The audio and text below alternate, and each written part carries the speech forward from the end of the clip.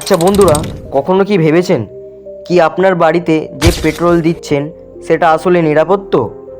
সরকার বলছে E20 petrol মানে 20% ইথাল মিশ্রিত পেট্রোল আমাদের ভবিষ্যৎ বাঁচাবে, পরিবেশকে রক্ষা করবে, কৃষকদের জীবন বদলে দেবে। কিন্তু এর ভেতরে লুকিয়ে আছে এমন কিছু সত্যি যা শুনলে হয়তো আপনার চোখ কপালে উঠবে। আপনার বাড়ি, আপনার পকেট, এমনকি আপনার ভবিষ্যৎ সব কিছু হয়তো ঝুঁকির মধ্যে। তাই আজকে এই ভিডিওটা একটু স্কিপ করবেন না, কারণ আমি আপনাদের সামনে আসল সত্যিটা আনবো, যেটা হয়তো আগে কেউ বলেননি। চলুন তাহলে শুরু করি একেবারে বেসিক থেকে। E20 পেট্রোল আসলে কি? E20 মানে হলো 20% ইথাল প্লাস 80% নর্মাল পেট্রোল। ইথনল হলো এক ধরনের বায়োফুয়েল যা তৈরি হয় আখ, ভুট্টা, গম, ধান এবং ইত্যাদি থেকে।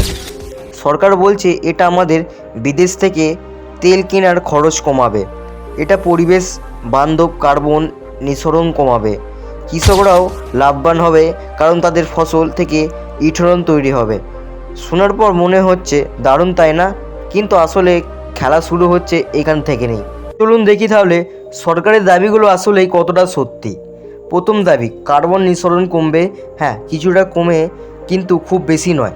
দ্বিতীয় দাবি, আমদানি কমবে। আসলে ইথনল তৈরি করতেও আলাদা এনার্জি, পানি আর জমি লাগে। তৃতীয় দাবি, কৃষকরা লাভবান হবে, কিন্তু সত্যি হলো ভারতের বেশিরভাগ কৃষকের কাছে সেই রিসোর্সই নেই। চতুর্থ দাবি, এটা সস্তা হবে, অথচ বাস্তবে মাইলেজ কমে গেলে খরচ উল্টে বাড়বে। মানে যা বলা হচ্ছে আর বাস্তবে যা হচ্ছে তার মধ্যে অনেক ফারাক। এবার দেখি বন্ধুরা গাড়ির ক্ষতি। এবার আসল জায়গায় আসি, E20 পেট্রোল আপনার বাড়ির জন্য কতটা বিপজ্জনক। সবচেয়ে বড় সমস্যা হচ্ছে ইঞ্জিনিয়ারিং কমপ্লিটলি। ভারতে 2023 সালের আগে তৈরি হওয়া বেশিরভাগ গাড়ি E20 পেট্রোল সহ করার মতো বানানোও হয়নি। ফলাফল, ইঞ্জিনের ভেতর কার্বন ডিপোজিট জমতে থাকবে, রুবার, সোয়েলা, প্লাস্টিক, পিপিস, ফিউল ইঞ্জিনেটর সব দ্রুত নষ্ট হতে শুরু করবে। মানে আপনি ভেবেছিলেন সস্তায় জ্বালানি পাচ্ছেন, অথচ বাস্তবে গাড়ি নষ্ট হয়ে মেরামতে লাখ টাকা চলে যাবে। Mileage fact. এবার আসি মাইলেজ। আপনার বাড়ি যত মাইল দিচ্ছে E20 পেট্রোল দিলে সেটা কমে যাবে, কারণ ইথনল এর এনার্জেন্সি ডেস্টিনেটি কম। মানে 1 লিটার ইথল থেকে কম এনার্জি পাওয়া যায়। যেখানে আগে আপনার বাড়ি 15 কিমি মাইলেজ দিত, সেখানে এখন সেটা নেমে আসবে 12 থেকে 13 কিলোমিটার কিমিতে। মানে পেট্রোলের দাম একই, কিন্তু মাইলেজ কম গিয়ে খরচ বাড়বে। সরকারে বলছে পরিবেশ বাঁচবে, অথচ আপনার পকেট খালি হয়ে যাচ্ছে। গাড়ির পারফরমেন্স প্রভাব। ইথনল খুব দ্রুত জ্বলে যায়, ফলে গাড়ির পিকআপ ও পাওয়ার কমে যাবে। গাড়ির ভেতরে মেটাল পার্টিস, এই জং ধরার সম্ভাবনা বেড়ে যায়। কোল্ড স্টার্ট প্রবলেম তৈরি হয়, মানে সকালে গাড়ি স্টার্ট নিতেই দেরি করবে। এমনকি অনেক সময় গাড়ি হঠাৎ বন্ধ হয়ে যেতে পারে, কারণ ফিউল সিস্টেম পুরোপুরি এটাকে সাপোর্ট করে না। কথাই আছে, যা চকচক করে সব সোনা নয়। সরকারের কথায় যেটা স্বপ্ন মনে হচ্ছে, বাস্তবে সেটা দুঃস্বপ্ন হয়ে উঠতে পারে। মানুষের উপর অর্থনৈতিক চাপ। এবার আসি সরাসরি অর্থনীতির কথায়। আপনার খরচ কতটা বাড়বে? ধরুন আগে 1000 টাকায় আপনি গাড়ি 500 কিলোমিটার চালাতে, E20 পেট্রোল দিয়ে সেটা নেমে এলো 420 থেকে 430 কিলোমিটারে। মানে মাসে অন্তত 200 থেকে 300 টাকা বাড়তি খরচ আসবে। দীর্ঘমেয়াদে বহুরে হাজার হাজার টাকা আপনার পকেট থেকে উড়ে যাবে। কৃষকের আসল সত্যি। সরকার বলছে কৃষকরা বাঁচবে, কৃষকরা লাভবান হবে, কিন্তু বাস্তবতা উল্টো। ভারতের বেশিরভাগ ছোট কৃষকের কাছে নেই অতিরিক্ত জমি বা প্রযুক্তি, যাতে তারা ইথনল এর জন্য ফসল উৎপাদন করতে পারে। এই সুযোগ পাবে বড় বড় কোম্পানি আর ধনী কৃষকরা। ছোট কৃষক উল্টে ক্ষতিগ্রস্ত হবে, কারণ খাদ্যশস্যের দাম বাড়বে। অর্থাৎ কৃষকের উন্নতি না হয়ে সাধারণ মানুষের প্লেট থেকে খাবার কমে যাবে। পরিবেশ বাস্তবতা। সরকার বলে পরিবেশ বাঁচবে, কিন্তু আসল সত্যি কি? ইথনল তৈরি করতে বিশাল পরিমাণ পানি লাগে। 1 লিটার ইথনল বানাতে প্রায় 3000 থেকে 4000 লিটার পানি খরচ হয়। তাহলে প্রশ্ন হচ্ছে, পানি বাঁচবে নাকি উল্টে পানির অভাব আরও বাড়বে? অর্থাৎ পরিবেশ বাঁচানোর নামে আরেক দিক থেকে পরিবেশ নষ্ট করা হচ্ছে। ভোক্তাদের সঙ্গে প্রতারণা। সবচেয়ে বড় প্রশ্ন, মানুষকে আগে থেকে জানানো হলো কি? পেট্রোল পাম্পে গিয়ে কেউ কি আমাদের বলে যে এটা E20 না E10? না, বেশিরভাগ সময় মানুষ জানেই না সে কোন জ্বালানি নিচ্ছে। গাড়ি নষ্ট হলে দায় কে নেবে? সরকার না কোম্পানি? না, ভোক্তাই একা ভুগবে। এটাই হলো সেই আসল স্ক্যাম। এবার বিদেশি কোম্পানির লাভ। এই পুরো প্ল্যানে আসল কারা লাভবান হবেন? বড় বড় অয়েল কোম্পানি আর অটোমোবাইল ম্যানুফ্যাকচারিং। তারা নতুন গাড়ি বাজারে এনে বলবে E20 কমপ্লিট ইঞ্জিনিয়ারিং। ফলে মানুষ পুরনো গাড়ি বাদ দিয়ে নতুন গাড়ি কিনতে বাধ্য হবে। মানে ব্যবসা জমবে, কোম্পানির ক্ষতি হবে সাধারণ মানুষের। ভবিষ্যতের ভয়। যদি এখনই মানুষ সচেতন না হয় তাহলে ভবিষ্যৎ ভয়ঙ্কর। গাড়ি দ্রুত নষ্ট হবে, পানি আর খাদ্যের সংকট আরও বেড়ে যাবে, জ্বালানির দাম কমার বদলে আরও বাড়বে, সর্বশেষে ভুক্তভোগী হবে সাধারণ মানুষই। টাটা ও পরিসংখ্যান। আন্তর্জাতিক রিপোর্ট বলছে ইথল মিক্সড ফুয়েল ব্যবহার করলে গাড়ির মাইলেজ কমে গড়ে 20% পর্যন্ত। ভারতের প্রতি বছর প্রায় 10 বিলিয়ন লিটার ইথল লাগবে এই প্রজেক্ট চালু রাখতে। এটার জন্য কোটি কোটি টন আখ উৎপাদন করতে হবে, যেটার জন্য লাগবে কোটি কোটি লিটার পানি। এই ভাটাই প্রমাণ করে যে বলা হচ্ছে সেটা বাস্তবে সম্ভব নয়। মানুষের মানসিকতা। ভারতের সাধারণ মানুষ সরকারের প্রচারণা খুব সহজেই বিশ্বাস করে ফেলে। তাদের বলা হয় এটা দেশপ্রেম, এটা পরিবেশ বাঁচানোর লড়াই। কিন্তু কেউ প্রশ্ন করে না, আমার গাড়ি নষ্ট হলে, আমার খরচ বাড়লে, আমার ভবিষ্যৎ বিপদে পড়লে দায় কে নেবে? মানুষের এই অজ্ঞানতাকেই কাজে লাগাচ্ছে সিস্টেম, এবং এটাকেই বলা যায় মনতান্ত্রিক প্রতারণা। বন্ধুরা, এই ছিল E20 পেট্রোলের আসলে চিত্র।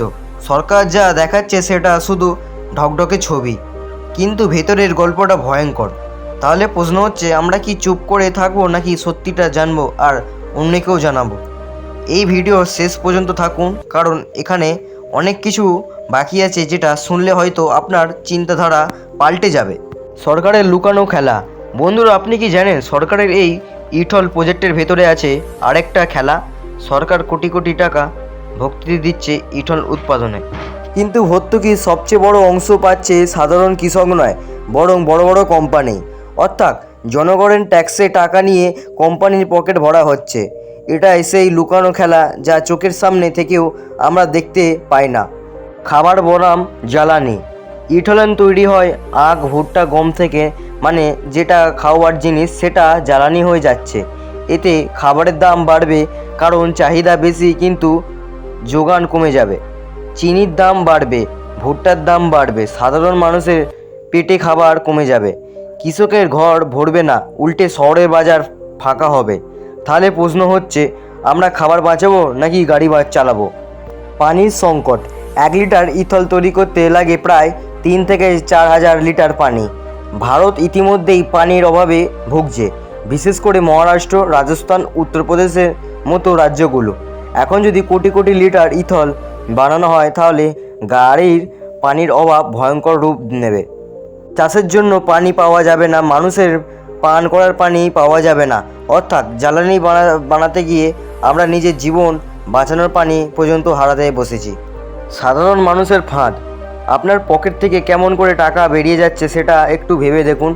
গাড়ির মাইলেজ কমছে, ইঞ্জিন নষ্ট হচ্ছে, মেরামতের খরচ বাড়ছে, খাবারের দাম বাড়ছে, পানির সংকট বাড়ছে। মানে একদিকে আপনার পকেট খালি হচ্ছে, অন্যদিকে জীবন আরও কঠিন হয়ে যাচ্ছে। এটাই হলো সেই ফাঁদ যেখানে সাধারণ মানুষ প্রতিদিন ধরা দিচ্ছে। ভবিষ্যতে বিপদ সংকেত। বিশেষজ্ঞরা বলছেন, যদি এভাবে E20 পেট্রোল চালু হয় তাহলে আগামী 10 থেকে 15 বছরের মধ্যে গাড়ির আয়ু অর্ধেক হয়ে যাবে, খাবারের দাম 2 গুণ থেকে 3 গুণ হয়ে যাবে, পানির জন্য শহরে শহরে দাঙ্গা লাগাতে হবে। কিন্তু ততদিনে সরকার আর কোম্পানিগুলো তাদের লাভ তুলে নেবে। ভবিষ্যতের জন্য এটাই সবচেয়ে বড় বিপদ সংকেত। ইঞ্জিনের আসল সমস্যা। বন্ধুরা ভাবুন তো, আপনার গাড়ি লাখ টাকার, কিন্তু যদি তার ইঞ্জিনের ভিতরে ধীরে ধীরে ক্ষতি হতে থাকে, প্রথমে সামান্য নক করবে, তারপর মাইলেজ কমবে, তারপর একদিন হঠাৎ গাড়ি স্টার্ট নেবে না, আর তখন সার্ভিস সেন্টারে গিয়ে বলবেন ইঞ্জিনের পুরোটাই নষ্ট। এটাই হচ্ছে E20 পেট্রোলের সবচেয়ে বড় ঝুঁকি। সাধারণ মানুষের পকেট ফাঁকা। এখন প্রশ্ন হলো, সবচেয়ে বড় ক্ষতি কে ভোগ করবে, সরকার না বড় কোম্পানি? উত্তর একটাই, সাধারণ মানুষ। গাড়ি নষ্ট হলে আপনার পকেট থেকে লাখ টাকা বেরিয়ে যাবে, অথচ যারা পলিসি বানান তাদের কিছুই হবে না। তারা শুধু বলবে এটা তো পরিবেশের জন্য, কিন্তু পরিবেশ বাঁচাতে গিয়ে যদি কোটি কোটি মানুষ আর্থিক ক্ষতির শিকার হয়, সেটা কি সত্যিকারের সমাধান?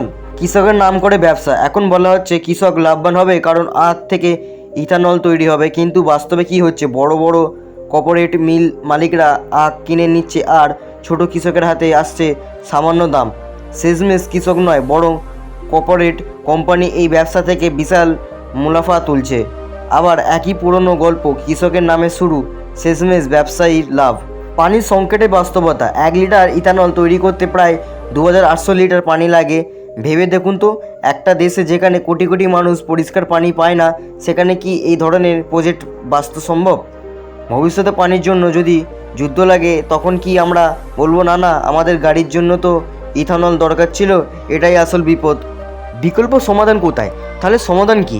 আমরা কি সবসময় সমস্যার মধ্যে পড়ে থাকবো? না বন্ধুরা, বিশ্বজুড়ে এখন চলছে ইলেকট্রিক ভেহিকল, সোলার এনার্জি আর গ্রিন টেকনোলজি নিয়ে গবেষণা। অথচ আমাদের দেশে যখন পৃথিবী এগোচ্ছে ভবিষ্যতের দিকে, তখন আমাদের পিছনে টেনে রাখা হচ্ছে E20 এর মতো পুরনো চিন্তায়। কেন নতুন প্রযুক্তির দিকে জোর দেওয়া হচ্ছে না? এই প্রশ্নের উত্তর খুঁজতেই আমাদের সচেতন হতে হবে। তো বন্ধুরা, ভিডিওটি কেমন লাগলো অবশ্যই আপনাদের ভালো লেগেছে। যদি ভালো লেগে থাকে অবশ্যই কিন্তু লাইক করে সাবস্ক্রাইব করবে, কারণ এইরকম ইন্টারেস্টিং ভিডিও, ট্রেন্ডিং ভিডিও আমি সর্বপ্রথম আমার এই চ্যানেলে পাবে। তো তার জন্য তোমাদের করতে হবে সাবস্ক্রাইব। তো দেখা হচ্ছে নেক্সট ভিডিওতে, ততক্ষণের জন্য কিন্তু বাই বাই।